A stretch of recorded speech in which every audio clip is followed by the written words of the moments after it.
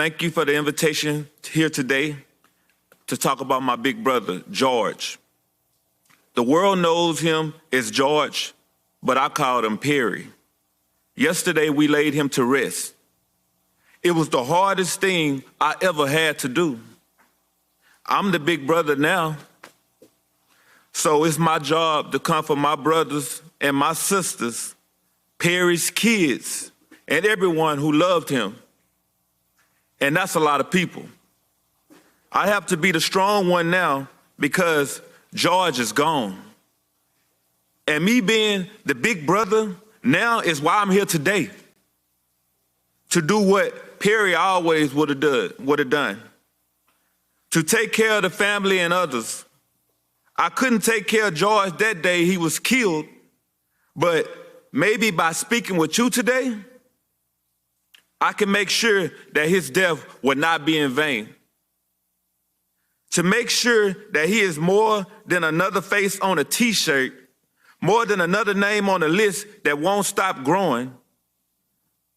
George always made sacrifices for our family, and he made sacrifices for complete strangers. He gave the little that he had to help others.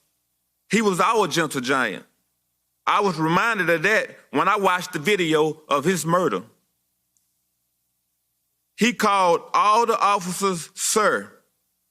He was mild-mannered. He didn't fight back. He listened to all the officers.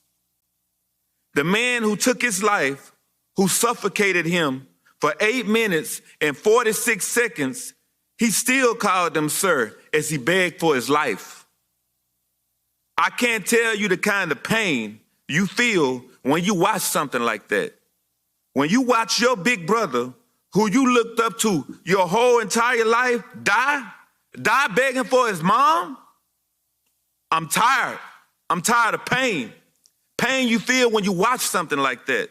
When you watch your big brother, who you looked up to for your whole life, die begging for his mom. I'm here to ask you to make it stop. Stop the pain.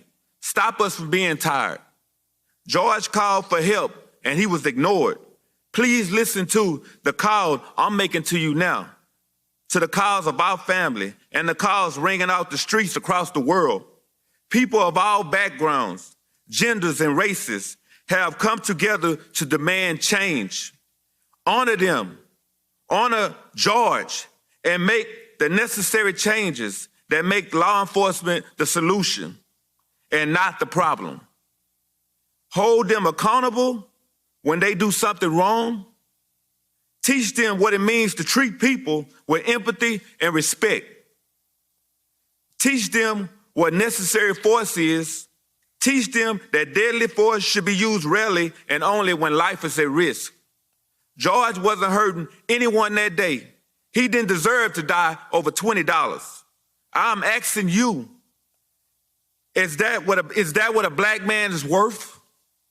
$20? This is 2020. Enough is enough. The people marching in the streets are telling you enough is enough. By the leaders that in our country, the world needs the right thing. The people elected you to speak for them, to make positive change. George's name means something. You have the opportunity here today to make your names mean something too. If his death ends up changing the world for the better, and I think it will, then he died as he lived. It is on you to make sure his death is not in vain. I didn't get the chance to say goodbye to Perry while he was here. I was robbed of that.